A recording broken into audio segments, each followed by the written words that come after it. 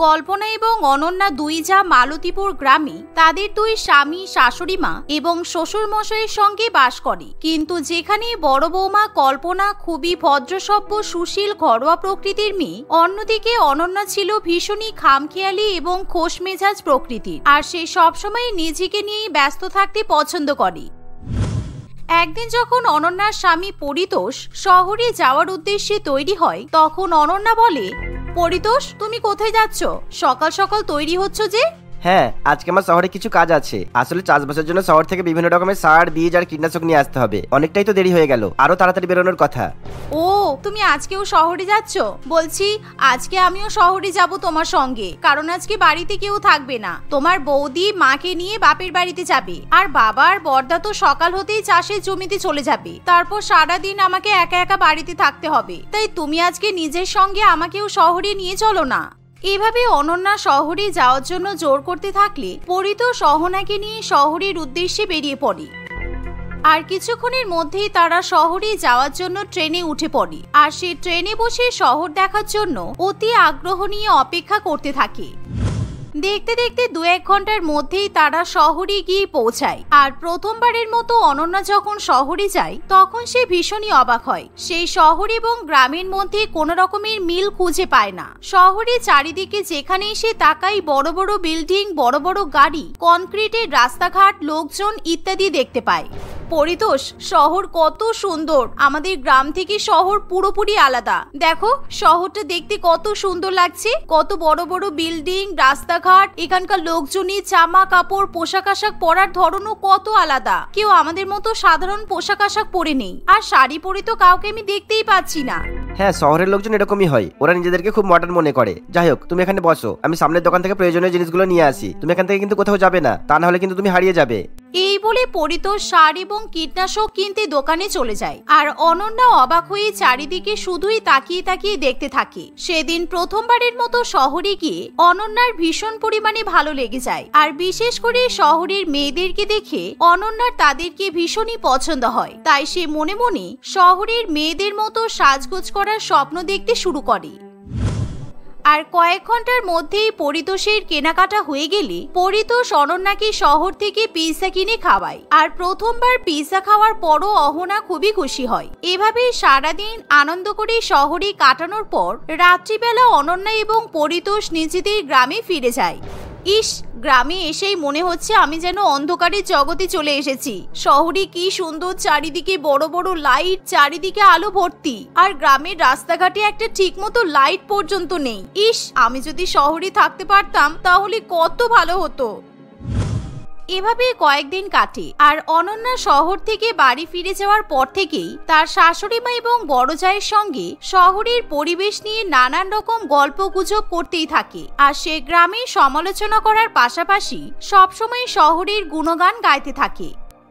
এভাবে আরো 2-1 দিন কাটে। আর একদিন যখন পরিতোষ আবার শহরে যাবে বলে ঠিক করে, সেদিন অনন্যা আবার শহরে যাওয়ার বায়না ধরে। বৌমা, এই তো কয়েকদিন আগেই তুমি শহর থেকে ঘুরে এলে, তাহলে আজকে আবার তুমি শহরে যাবে কেন? আর তাছাড়া আমার ছেলে শহরে ঘুরতে যায় না, ও তো কাজের জন্য শহরে যায়। তুমি বেকার বেকার শহরে যাওয়ার জন্য জেদ করছো। বাড়িতে তোমার কত কাজকর্ম আছে, তুমি চলে গেলে কাজগুলো কে করবে? কেন, কয়েক মাস আগেই দিদির বাচ্চা হলো, তখন একটানা 4-5 মাস আমি সব কাজ করেছি। এখন আমি যখন শহরে একটু ঘুরতে যেতে চাইছি, তখন আমার হয়ে দিদিকে তো কাজ করতেই হবে। আর আমার শহর খুব ভালো লেগেছে, তাই আমি মাঝে মধ্যেই পরিতোষের সঙ্গে শহরে ঘুরতে যাব। এভাবে মাঝে মধ্যে অনন্যা জোর করে পরিতোষের সঙ্গে শহরে যাওয়া শুরু করে। আর এভাবে ধীরে ধীরে অনন্যা শহরের পরিবেশকে ভীষণই ভালোবেসে ফেলে। আর আস্তে আস্তে সে শহরের রাস্তাঘাটও অনেকটা চিনে ফেলে। একদিন, পরিতোষ, আজকে কিন্তু আমি সিনেমা দেখবো। তুমি কীটনাশক কিনতে যাও যখন, তখন তো তোমার 3-4 ঘন্টা সময় লেগে যায়। আমি একা একা বসে থাকি, আমি খুব বিরক্ত হই। আজকে তাই আমি সিনেমা হলে গিয়ে সিনেমা দেখবো। সামনেই কিন্তু একটা বড় সিনেমা হল আছে, আমি আগে কখনো সিনেমা হলে যাইনি। কিন্তু তুমি একা একা কিভাবে সিনেমা হলে যাবে? তুমি তো এখানকার লোকজন কাউকে চেনো না। আমি বরং ছুটির দিনে তোমাকে শহরে সিনেমা দেখাতে নিয়ে আসবো, কেমন? না না, আমি শহরের অনেক কিছুই চিনে গেছি, আমার কোনো সমস্যা হবে না। আমি আজকেই সিনেমা দেখবো। তুমি আমাকে ওই সবজি দেওয়া রুটি খাইয়েছিলে না, কি যেন বলে, পিৎজা, পিৎজা, পিৎজা খাবো। এই বলে অনন্যা একা একা সিনেমা দেখতে চলে যায়, কিন্তু সিনেমা হলের সামনে গিয়ে অনন্যা লম্বা লাইন দেখতে পায়। ওরে বাবা, টিকিট কাটার জন্য এখানে তো লম্বা লাইন দিতে হবে। শহরের লোকজন তাহলে এত সিনেমা দেখতে ভালোবাসে? আমাদের গ্রামে তো কোনো সিনেমা হলই নেই। সত্যি আমরা গ্রামের লোকেরা কতটা পিছিয়ে আছি। যাই, লাইনে গিয়ে দাঁড়িয়ে পড়ি, সিনেমা আজকে আমি দেখেই ছাড়বো। এই বলে টিকিট কাটার জন্য অনন্যা লাইনে সবার পেছনে গিয়ে দাঁড়িয়ে পড়ে। আর তখনই সেখানে রিমি নামে একজন ভীষণই মডার্ন দেখতে মহিলা অনন্যার সামনে এসে দাঁড়ায়। আর সেই মহিলা খুবই দামি দামি পোশাক আশাক পরে থাকে, সেই সাথে তার হাতে থাকে একটা দামি ব্যাগ এবং দামি আইফোন। তাই অনন্যা অবাক হয়ে সেই মেয়েটির দিকে তাকিয়ে থাকে। তোমাকে দেখে মনে হচ্ছে তুমি গ্রাম থেকে শহরে সিনেমা দেখতে এসেছো, তাই তো? তোমাকে কষ্ট করে আর টিকিট কাটতে হবে না। এই নাও তোমার সিনেমার টিকিট। আমার কাছে দুটো টিকিট আছে। আসলে আমার হাজবেন্ডের সঙ্গে আজকে আমার সিনেমা দেখার কথা ছিল, কিন্তু ওর দরকারি কিছু কাজ পড়ে যাওয়ায় আমার সঙ্গে আসতে পারেনি। আর তোমাকে দেখে মনে হলো তুমি আমাদের এখানকার নও, তুমি নিশ্চয়ই গ্রাম থেকে শহরে কষ্ট করে সিনেমা দেখতে এসেছো, তাই আমি তোমাকে একটু হেল্প করতে চাই। রিমির মুখে এরকম কথা শুনে অনন্যা খুবই খুশি হয়, তাই সে তখনই রিমির কাছ থেকে সিনেমা দেখার টিকিট নিয়ে নেয়। আর সেদিন তারা দুজনে একসঙ্গে পাশাপাশি বসে সিনেমা দেখে। আর এরই মাঝে তারা দুজনেই একে অপরের সঙ্গে খুব ভালো মতো আলাপ পরিচয় করে নেয়। আর মাত্র 2 থেকে আড়াই ঘন্টার মধ্যেই রিমির সঙ্গে অনন্যার খুব ভালো বন্ধুত্ব গড়ে ওঠে। সিনেমা দেখা হয়ে গেছে, এবার কিন্তু আমি তোমাকে একটা বড় রেস্টুরেন্টে খেতে নিয়ে যাব। যতই হোক তুমি আমার নতুন বন্ধু বলে কথা, তোমাকে আমি কিছু না খাইয়ে যেতে দেব না। রিমির কথা শুনে অনন্যা প্রথমে কিছুতেই তার সঙ্গে রেস্টুরেন্টে যেতে চায় না, কিন্তু রিমি বারে বারে জোর করলে অনন্যা তার সঙ্গে রেস্টুরেন্টে খেতে চলে যায়। আর সেখানে গিয়ে রিমি তাদের দুজনের জন্যই দামি দামি খাবার, যেমন চাইনিজ খাবার, ইটালিয়ান খাবার অর্ডার করে। আর প্রথমবার এত রকমের দামি দামি খাবার খেয়ে অনন্যার ভীষণই ভালো লাগে। আমি তো ভাবতেই পারিনি যে শহরে এসে আমি এত ভালো একজন বন্ধু পাবো। তুমি সত্যিই খুব ভালো রিমি। আমার বর সবসময় বলে শহরের লোকজন ভালো নয়, কিন্তু আজকে আমি বুঝতে পারলাম পরিতোষ একেবারে ভুলভাল কথা বলে। আমার ভাগ্য খুবই ভালো যে আমি তোমার মতো শহরে একজন মডার্ন বন্ধু পেয়েছি। আর জানো, আমার না শহরের মডার্ন মেয়েদেরকে ভীষণ ভালো লাগে। তুমি শহরে যাওয়া আসা করতে থাকো, আমার সঙ্গে বন্ধুত্ব রাখবে, দেখবে আস্তে আস্তে তুমিও আমার মতো মডার্ন হয়ে যাবে। আর হ্যাঁ, তুমি আমার ফোন নাম্বারটা রাখো। ওরে বাবা, তুমি সেই পুরানো যুগের কিপ্যাড ফোন এখনো ব্যবহার করো? তোমার কিন্তু একটা দামি স্মার্টফোন দরকার, কারণ আমাদের শহরের লোকেরা কেউ এরকম কম দামি ফোন ব্যবহার করে না। ঠিক এমন সময় তখনই অনন্যাকে পরিতোষ ফোন করে। তাই তখনই অনন্যা রিমির কাছ থেকে ফোন নাম্বার নিয়ে পরিতোষের কাছে চলে যায়। আর কিছুক্ষণের মধ্যে ট্রেনে ওঠার পর অনন্যা পরিতোষকে তার নতুন বান্ধবীর কথা জানায়। সে কি, মাত্র 2-3 ঘন্টার মধ্যে তুমি শহরে বন্ধু পাতিয়ে ফেললে? না না, এরকম হঠাৎ করে কাউকে সহজে বিশ্বাস করা উচিত নয়। আমার কিন্তু ব্যাপারটা ঠিক লাগছে না। আমরা তো গ্রামের লোকজন, আমাদের সঙ্গে কিন্তু শহরের লোকরা খুব একটা মিশতে চায় না। দেখ, তুমি সবসময় ভুলভাল কথা বলো। শহরের লোকেরা খুবই ভালো, ওদের মন খুবই ভালো হয়। আমি তোমাকে রিমির সঙ্গে আলাপ করিয়ে দেব, তখন তুমি বুঝতে পারবে ও কতটা ভালো। এভাবেই দেখতে দেখতে 2-1 ঘন্টার মধ্যে অনন্যা এবং পরিতোষ নিজেদের গ্রামের বাড়িতে গিয়ে পৌঁছায়। আর বাড়িতে পৌঁছানোর পরেই অনন্যা রিমিকে ফোন করে। আর তারা দুজনেই এভাবেই ফোনে গল্প করতে শুরু করে দেয়। দেখতে দেখতে 2-1 দিন কাটে। আর একদিন রিমি অনন্যাকে ফোন করে শহরে যেতে বলে। তাই অনন্যা শহরে যাওয়ার জন্য একাই তৈরি হয়ে নেয়। আর যা দেখে পরিতোষ বলে, অনন্যা, এবার কিন্তু তুমি বাড়াবাড়ি করছো। তুমি একা একা শহরে যাবে, যদি কোনো কিছু বিপদ হয় তখন কি হবে? একা শহরে যাওয়ার কোনো প্রয়োজন নেই। আরে বাবা, একা কোথায়? শহরে আমার বান্ধবী রিমি আছে। আজকে আমি রিমির সঙ্গে শপিং করতে যাব। শহরে অনেক সুন্দর সুন্দর ভালো ভালো জামা কাপড় পাওয়া যায়। তুমি আমাকে এখনই কিছু টাকা দাও, আমি শহরে গিয়ে শপিং করব। বৌমা, তুমি কিন্তু পাগলামি করছো। মনে হচ্ছে তোমার গায়ে শহরের হাওয়া লেগে গেছে, সেই জন্য তুমি শহরে যাওয়ার জন্য এতটা পাগলামি করছো। 2-4 দিন শহরে যাওয়ার পর তুমি নিজেকে শহরের মানুষ বলে মনে করছো? এরকম একটা অচেনা মহিলা তোমাকে শহরে ডাকলো, আর তুমি তার সঙ্গে ড্যাং ড্যাং করে দেখা করতে চলে যাবে? অচেনা মহিলা নয়, রিমি আমার খুব ভালো বন্ধু। আমি বুঝতেই পারছি আমি শহরে বন্ধু পাতিয়েছি বলে আপনাদের আমার উপর খুব হিংসা হচ্ছে, তাই না? আসলে গ্রামের মানুষজন এরকমই, ভীষণ হিংসুটে। এভাবে অনন্যা তার পরিবারকে উল্টোপাল্টা কথা বলে রিমির সঙ্গে দেখা করতে চলে যায়। আর সেদিন রিমি অনন্যাকে নিয়ে বড় শপিং মলে শপিং করতে যায়। সেখানে গিয়ে রিমি অনন্যার জন্য খুবই মডার্ন ওয়েস্টার্ন ছোট ছোট পোশাক আশাক পছন্দ করে দেয়। আজকে আমি তোমাকে পুরোপুরি পাল্টে দেব। আর আমি কিন্তু আজ থেকে তোমাকে অনন্যা বলে ডাকবো না, তোমার নাম আজ থেকে অনু। তুমি এই ড্রেসটা পরো আর আমার সঙ্গে পার্লারে চলো, আমি সুন্দর করে তোমার মেক ওভার করে দেব। আর হ্যাঁ, আমি কিন্তু তোমার জন্য একটা দামি ফোন অর্ডার দিয়েছি, কয়েকদিনের মধ্যেই ফোনটা ডেলিভারি হয়ে যাবে আর আমি ওই ফোনটা তোমাকে গিফট করব। রিমির কথা শুনে অনন্যা মনে মনে খুবই খুশি হয়। আর সেদিন সত্যি সত্যি রিমি অনন্যাকে পুরোপুরি ভাবে পরিবর্তিত করে দেয়। আর অনন্যা নিজেকে দেখেই চিনতে পারে না। ধন্যবাদ রিমি, আমাকে অনন্যা থেকে অনুতে পরিণত করার জন্য। আমি একদম তোমার মতো দেখতে হয়ে গেছি। আমার নিজেকে দেখে মনে হচ্ছে আমি যেন শহরের মেয়ে হয়ে গেছি। তুমি এভাবে আমার জীবন পাল্টে দেবে আমি তো ভাবতেই পারিনি। আরে ঠিক আছে, এবার তুমি বাড়ি যাও। আর হ্যাঁ, এবার কিন্তু আমি একদিন তোমাদের গ্রামের বাড়িতে যাব, কারণ আমি আগে কখনো গ্রামে যাইনি, তাই আমার খুব গ্রামে গিয়ে থাকার ইচ্ছা। এই কথা শুনে অনন্যা আনন্দে পাগল হয়ে ওঠে। আর সেদিন যখন অনন্যা নিজে শ্বশুর বাড়িতে যায়, তখন অনন্যার পরিবর্তিত রূপ দেখে সকলে চমকে ওঠে। আর অনন্যা নিজেকে একেবারে শহরের মেয়ে বলে মনে করতে শুরু করে দেয়। আর সে এখন সবসময় বাড়ির সকলের সঙ্গেই বাজে ব্যবহার করে থাকে। এভাবেই দু একদিন কাটে। আর এরই মধ্যে একদিন হঠাৎ করে রিমি বড় একটা গাড়ি নিয়ে অনন্যার শ্বশুর বাড়িতে এসে পৌঁছায়। আর যা দেখে অনন্যা আনন্দে লাফিয়ে ওঠে। আমি তো ভাবতেই পারছি না, তুমি শহরের মেয়ে হয়ে এতটা মডার্ন হয়ে তুমি আমাদের গ্রামের বাড়িতে আসবে। আমাদের গ্রামে কিন্তু তোমাকে কয়েকদিন থাকতে হবে, তারপরেই তুমি শহরে ফিরে যাবে। চলো, আমরা তোমার জন্য কিছু খাবারের আয়োজন করেছি, তুমি খেয়ে নেবে। এভাবে অনন্যা রিমির খুব ভালো মতো আপ্যায়ন করতে থাকে। আর সেদিন রাত্রিবেলা অনন্যার নিজের শোয়ার ঘরে রিমিকে থাকতে দেয়। কিন্তু পরের দিন সকালবেলা ঘুম থেকে উঠেই অনন্যা কান্নাকাটি করতে শুরু করে দেয়, কারণ রিমি রাত্রিবেলা অনন্যার শ্বশুরবাড়ি থেকে সমস্ত দামি দামি সোনা গহনা, টাকা পয়সা এবং দামি দামি জিনিসপত্র চুরি করে নিয়ে পালিয়ে যায়। আসলে রিমি শহরের এক ঠকবাজ মহিলা ছিল। আর সে সবসময় অনন্যার মতো এরকম সহজ সরল মহিলাদেরকে টার্গেট করে। হাই রে হাই, এ কি হয়ে গেল? রিমি আমাদের বাড়ি থেকে সব সোনা গহনা, টাকা পয়সা, দামি দামি জিনিসপত্র সব কিছু চুরি করে নিয়ে পালিয়ে গেছে। আমি তো মনে করেছিলাম রিমি খুব ভালো মেয়ে, কিন্তু ও তো একেবারে ঠকবাজ বেরোলো। ও এতদিন পর্যন্ত শুধুমাত্র আমার সঙ্গে ভালো সাজার অভিনয় করে গেল।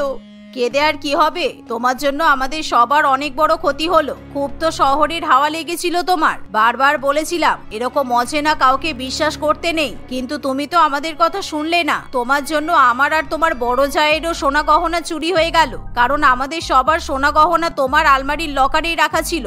শুধু তাই নয়, আমার আলমারি থেকে ওই মহিলা 5 লক্ষ টাকা চুরি করে নিয়ে পালিয়ে গেছে। নাও, এবার আরো বেশি করে শহরে যাও, গিয়ে বন্ধুত্ব পাতিয়ে বেড়াও। অনন্যা নিজের ভুলের জন্য ভীষণই লজ্জিত হয়ে পড়ে। আর সেদিনের পর থেকে অনন্যা শহরে যেতেও চায় না। আর সে নাইবা শহরের লোকজনের সঙ্গে বন্ধুত্ব করতে চায়। সে আবার ধীরে ধীরে আগের মতো নিজের অবস্থাতে ফিরে আসে। আর এভাবে সে হাসি খুশি তার পরিবারের সঙ্গে সংসার করতে থাকে। তিতলি তার বাবা মায়ের সঙ্গে বাস করত। তিতলি বিবাহ উপযোগী হয়ে যাওয়ায় তার বাবা মা তার জন্য যোগ্য পাত্রের সন্ধান করতে থাকে। কিছুদিনের মধ্যেই তিতলির জন্য মোহিত নামে একটি ছেলের সম্বন্ধ আসে। তিতলি এবং মোহিত একে অপরকে পছন্দ করায় দুই পরিবারের সহমতে 2 মাস পর তাদের বিয়ের ডেট ফাইনাল করা হয়। বিয়ের ডেট ফাইনাল হয়ে যাওয়ার পর তিতলি খুবই চিন্তায় পড়ে, কারণ সে টুকটাক বাড়ির কাজকর্ম করতে পারলেও রান্না তেমন ভাবে কিছু করতে পারতো না। আরে বাবা, তুই এত চিন্তা করছিস কেন? এখনো তো তোর বিয়ের 2 মাস বাকি আছে। এতদিনে তুই খুব ভালো মতো রান্না করা শিখে যাবি। আর তাছাড়া তুই যে একদমই রান্না করতে পারিস না তা তো নয়। ছুটির দিনে তুই তো মাঝে মধ্যেই আমাদেরকে ভালো ভালো খাবার রান্না করে খাইয়েছিস। সে তো আমি ইউটিউব দেখে রান্না করতাম। তরকারির কথা বলছি না তো, আমি মাছ, মাংস, সবজি যে কোনো তরকারি রান্না করা তো খুবই সহজ। ইউটিউবে 2টো একটা রেসিপি দেখে নিলেই সহজেই রান্না করা যায়। কিন্তু আমার তো চিন্তা রুটি করা নিয়ে। আমার তো রুটি গোল হয় না, আর রুটি সেকার সময় রুটি ফোলেও না। শ্বশুর বাড়িতে গিয়ে আমি কি সবাইকে টেরা বেঁকা ঠেরা রুটি খাওয়াবো? আমার রুটি করা দেখে সবাই বুঝে যাবে যে আমি ভালো মতো রান্না করতে পারি না। রুটি করা কোনো ব্যাপার নয়। আমি তোকে খুব ভালো মতো রুটি বানানো শিখিয়ে দেব। বিভিন্ন রকমের রুটি, পরোটা, নান রুটি, আলু পরোটা, লুচি আমি তোকে সব বানানো শিখিয়ে দেব। চল, তুই আমার সঙ্গে রান্নাঘরে চল। তিতলি তার মায়ের সঙ্গে রান্নাঘরে যায়। তার মা তাকে রুটি বেলার পদ্ধতি ভালো করে শেখাতে থাকে। তিতলি তার মায়ের দেখা দেখি রুটি বেলার চেষ্টা করে। মা দেখো না, তোমার মতো হচ্ছে না। তোমার রুটিটা কি সুন্দর গোল হয়েছে, আমারটা দেখো ত্রিকোণ রুটি হয়ে গেছে। আরে বাবা, তুই এত ভয় পাচ্ছিস কেন? রোজ রুটি করা প্র্যাকটিস করবি, দেখবি তুই শিখে যাবি। এবার বাকি রুটিগুলো করে ফেল। এভাবেই তিতলি তার মায়ের কাছে প্রত্যেক দিনই রুটি বানানো শিখতে থাকে। সে রুটি, পরোটা, লুচি, নান রুটি, তন্দুরি রুটি ইত্যাদি বানানো তার বিয়ের আগেই শিখে ফেলে। এর ফলে তিতলির মাথা থেকে সমস্ত দুশ্চিন্তা দূর হয়ে যায়। বিয়ের পর তিতলি তার শ্বশুরবাড়ির পরিবারের সঙ্গে যখন খেতে বসে, তখন সে টেবিলে বিভিন্ন তরকারি এবং ভাত দেখতে পেলেও সেখানে কোনো রুটি দেখতে পায় না। এই দেখে তিতলি খুবই অবাক হয়। মা, আপনি কি রুটি বানাননি? আপনি হয়তো রুটি নিয়ে আসতে ভুলে গেছেন। আমি রান্নাঘর থেকে রুটি নিয়ে আসবো। রান্নাঘরে তো রুটি নেই, কারণ আমি তো রুটি বানাইনি। আমরা সবাই ভাত খাবো বলে ভাত রান্না করেছি। কেন বলো তো, তুমি কি ভাত খাবে নাকি? না না, আমি ভাতই খাবো। আসলে পনিরের তরকারির সঙ্গে আমার রুটি খেতে ভালো লাগে তো, তাই জন্য বলছিলাম আর কি। কোনো অসুবিধা নেই, আমি ভাত খেয়ে নিচ্ছি। এই বলে তিতলি ভাত খাওয়া শুরু করে। ভাত খেতে খেতে সে মনে মনে অনেক কিছুই ভাবতে থাকে। শ্বশুরবাড়িতে প্রথম দিন এসেই আমি যদি বলি আমি ভাত খাবো না রুটি খাবো, তাহলে ভাববে আমি ঢং করি। সবাই যা খায় আমাকেও এখন তাই খেতে হবে। নিজের ইচ্ছার কথা বললেই হবে নাকি? মা এমনিও আমাকে বেশি কথা বলতে বারণ করেছে, কিন্তু আমার তো ভাত খেতে ইচ্ছাই করছে না। কি করব, কিছু করার নেই। আসলে তিতলি ভাত খেতে একদমই পছন্দ করতো না। তিতলিদের বাড়িতে তিতলি এবং তার বাবা মা 3 বেলায় রুটি খেত। তারা সপ্তাহে হয়তো একদিনই এক বেলার জন্য ভাত খেত। তিতলি ভেবেছিল তার শ্বশুর বাড়িতেও হয়তো তাই হবে, আর সেই কারণেই সে বিয়ের আগে খুব ভালো মতো রুটি বানানো শিখে নিয়েছিল, যাতে শ্বশুর বাড়িতে এসে সে ভালো মতো রুটি বানাতে পারে এবং সকলকে তার হাতে রুটি খাইয়ে সবার মন জয় করতে পারে। পরের দিন, মা আমি রান্না করতে যাচ্ছি, আপনারা কে কি খাবেন বলে দিন, আমি রান্না করব। আমার আজকে গরম গরম ভাত আর আলু পোস্ত খাওয়ার খুব ইচ্ছা করছে, যাও রান্না করে ফেলো তাড়াতাড়ি। আর আমার আজকে পটল চিংড়ি দিয়ে ভাত খাওয়ার খুব ইচ্ছা করছে। তুমি পটল চিংড়ি না হয় পেঁয়াজ চিংড়ি বানিও, কেমন? গরম গরম ভাতের সঙ্গে পটল চিংড়ি বা পেঁয়াজ চিংড়ি খেতে দারুণ লাগবে। আমি তো আবার আলু খাই না, আমার সুগারটা অনেকটাই বেড়েছে, আর চিংড়ি মাছে আমার আবার অ্যালার্জি। তুমি বরং আমার জন্য একটু মাংসের ঝোল রান্না করো। অনেকদিন হয়ে গেল মাংস ভাত খাওয়া হলো না। আপনারা কেউ রুটি খাবেন না? আপনারা তো সবাই ভাত খাবেন বললেন, কেউ তো রুটির কথা বললেন না। আমরা কেউ রুটি খাবো না সেই জন্য রুটির কথা বলিনি। তুমি তো আমাদের জিজ্ঞাসা করলে আমরা কে কি খেতে চাই, সেজন্যই তো বললাম। হ্যাঁ, কিন্তু রাত্রিবেলা অন্তত রুটি খাওয়া উচিত। আর আপনার আবার সুগার আছে বলছেন, তবুও আপনি ভাত খাবেন? হ্যাঁ হ্যাঁ, কারণ আমার রুটি খেতে একদম ভালো লাগে না। আমি খুব সামান্য পরিমাণে 1 মুঠো ভাত খাই, তাতে কোনো অসুবিধা হয় বলে আমার মনে হয় না। তুমি যাও, রান্নাগুলো তাড়াতাড়ি করে নাও। তিতলি আর কিছু না বলে সেখান থেকে চলে যায়। এ কিরে বাবা, এ কেমন বাড়িতে এসে পড়লাম? সবাই সবসময় শুধু ভাত খায়, কেউ রুটি খেতেই চায় না। এত ভাত মানুষ কিভাবে খেতে পারে? রাত্রিবেলা কিভাবে ভাত খায়? ও বুঝেছি, আমার মনে হচ্ছে এরা হয়তো ভাবছে আমি ভালো রুটি করতে পারি না, সেই জন্য বোধহয় আমাকে রুটি বানাতে বারণ করছে। এটাই হবে, না হলে কেউ 3 বেলা ভাত খেতে পারে? আমি কালকেই সুন্দর সুন্দর রুটি বানিয়ে ওদেরকে দেব, তাহলেই তো ওরা বুঝতে পারবে আমি কত ভালো মেয়ে। পরের দিন তিতলি কাউকে কিছু জিজ্ঞাসা না করেই বাড়ির সকলের জন্য রুটি বানায়। সবাই যখন খাবার খেতে বসে, টেবিলে ভাত না দেখতে পেয়ে খুবই অবাক হয়। বাহ, আজকে তো খুব ভালো ভালো তরকারি রান্না হয়েছে। এ কি, ভাত কোথায়? এতগুলো রুটি কেন করেছো তিতলি? এত রুটি কে খাবে? কেন, কে খাবে বলতে? আমরা সবাই খাবো। আমি বাড়ির সবার জন্যই আজকে রুটি বানিয়েছি। কাকে কটা রুটি দেবো এবার বলো। না না, রুটি খাবো না। তুমি আজকে এত ভালো ভালো তরকারি রান্না করেছো, আর অল্প একটু ভাত রান্না করতে পারলে না? রুটির সঙ্গে তরি তরকারিগুলো খেতে ভালো লাগবে না। তুমি একটু ঝটপট আমার জন্য ভাত বানিয়ে নিয়েছো তো বৌমা? আমার জন্য ভাত নিয়ে এসো। মোহনও কিন্তু রুটি খাবে না। আমাদের 3 জনের জন্যই তুমি বরং ভাত রান্না করে নিয়ে এসো। আর আমাদের জন্য রুটি বানাবে না, ভাত রান্না করবে। রুটির সঙ্গে এদের কিসের শত্রুতা? রুটি এত সুস্বাদু একটা খাবার, যে কোনো তরকারি রুটির সাথেই তো বেশি ভালো লাগে। আর এরা বলছে রুটি খেতে ভালো লাগে না। আমি তো এদেরকে রুটি খাইয়েই ছাড়বো। 2 মাস কষ্ট করে আমি রুটি বানানো শিখেছি, আর শ্বশুর বাড়িতে এসে আমি রুটি বানিয়ে কাউকে খাওয়াতে পারবো না, এটা আমি হতে দেব না। কিভাবে তিতলি তার শ্বশুর বাড়ির লোকজনকে রুটি খাওয়াতে পারবে, এই নিয়েই চিন্তা ভাবনা করতে থাকে। এরকম ভাবেই দেখতে দেখতে কিছুদিন কাটে। তার খুবই রুটি খেতে ইচ্ছা করে, কিন্তু বাড়ির কেউ রুটি খায় না বলে তার নিজের জন্য রুটি বানাতে ইচ্ছা করে না। একদিন তিতলি সবাইকে বলে, বলছি যে আজকে না আমার রান্না করতে একটু ইচ্ছা করছে না, অনেকদিন হয়ে গেছে আমি বাইরের খাবার খাইনি। চলুন না আজকে আমরা সবাই মিলে বাইরে খেতে যাই। হ্যাঁ চলো, আমাদের কোনো অসুবিধা নেই। এমনিও তোমাদের বিয়ের পর কোথাও যাওয়া হয়নি। চলো, কোথায় যাবে বলো? আমার চেনা জানা একটা খুব ভালো রেস্টুরেন্ট আছে, ওখানে খুব ভালো ভালো টেস্টি টেস্টি খাবার পাওয়া যায়। তিতলি সবাইকে তন্দুরি নান নামক একটি রেস্টুরেন্টে নিয়ে যায়, যেখানে শুধুমাত্র রুটির বিভিন্ন আইটেম পাওয়া যেত। রুটি, বিভিন্ন রকমের পরোটা, লুচি, নান রুটি, তন্দুরি রুটি ইত্যাদি আরো অনেক কিছু। আপনারা কে কি খাবেন বলুন, আমি ওয়েটারকে ডাকছি। ওয়েটার, এখানে আসুন। আমি বাটার চিকেন আর তন্দুরি নান খাবো। এবার আপনারা কে কি খাবেন বলে দিন।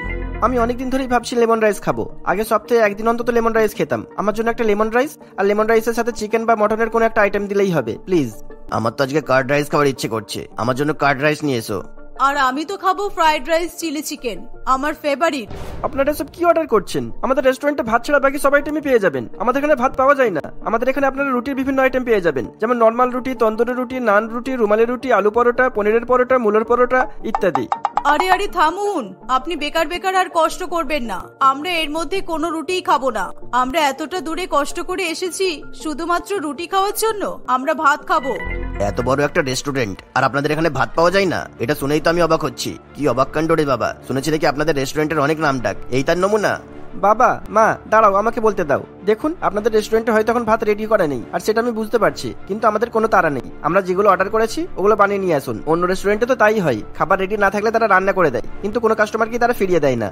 ক্ষমা করবেন স্যার, আপনাদের ভুল হচ্ছে। ভাত ছাড়া আপনারা যাই অর্ডার করবেন আপনাদেরকে বানিয়ে দেওয়া হবে, কারণ আমাদের এখানে ভাত পাওয়াই যায় না। আপনারা হয়তো আমাদের রেস্টুরেন্টের নামটা ভালো করে দেখেননি। আমাদের রেস্টুরেন্টের নামই হলো তন্দুরি নান। এখানে শুধুমাত্র তন্দুরি রুটিই পাওয়া যায়।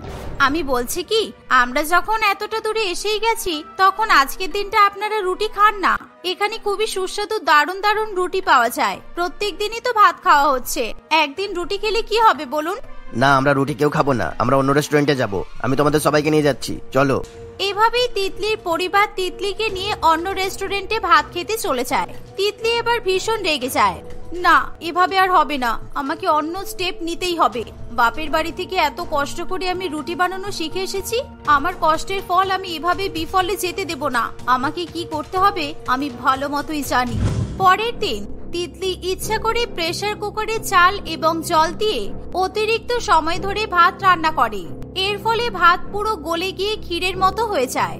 সেই সাথে তিতলি ভালো মতো রুটিও বানায়। আজকে কি হবে আমিও দেখব। দেখি ওরা আজকে এই ক্ষীরের মতো গলা ভাত খাবে, নাকি আমার হাতে সুন্দর সুন্দর রুটি খাবে। তিতলি ওই ক্ষীরের মতো ভাত সবাইকে পরিবেশন করে দেয়। সেই সাথে সে টেবিলের উপর রুটিও রেখে দেয়।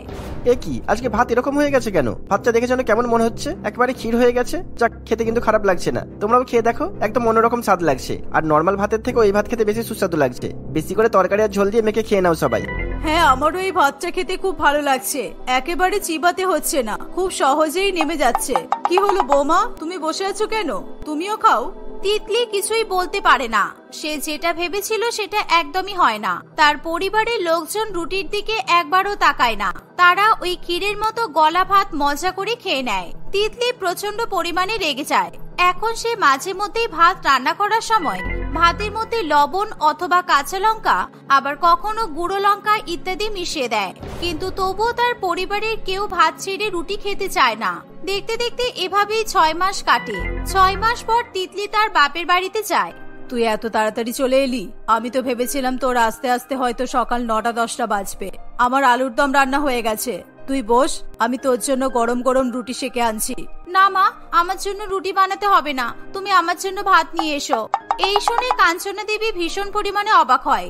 তুই বলছিসটা কি? তুই রুটি ছেড়ে ভাত খাওয়া কবে থেকে শিখলি? তুই তো বাড়িতে কখনোই ভাত খেতে চাইতিস না, এ আমি কি শুনছি? যেদিন থেকে আমি শ্বশুর বাড়িতে গেছি সেদিন থেকে ভাত খাওয়া শুরু করেছি। দুঃখের কথা তোমাকে আর কি বলবো মা, আমার শ্বশুর বাড়িতে কেউ রুটি খায় না, সবাই ভাত খায়। আমি অনেক চেষ্টা করেছি ওদেরকে রুটি খাওয়ানোর, কিন্তু ওরা কিছুতেই রুটি খায় না। আমি অত কষ্ট করে রুটি বানানো বেকার শিখেছিলাম। আমি সুন্দর সুন্দর রুটি বানানোর দক্ষতা ওদের সামনে দেখাতেই পারলাম না। আর জানো মা, ওদেরকে রুটি খাওয়ানোর চক্করে পড়ে ওদের সাথে ভাত খেতে খেতে আমারও ভাত খাওয়ার অভ্যাস হয়ে গেছে। ওদেরকে পাল্টাতে না পেরে আমি লাস্টে নিজে পাল্টে গেলাম।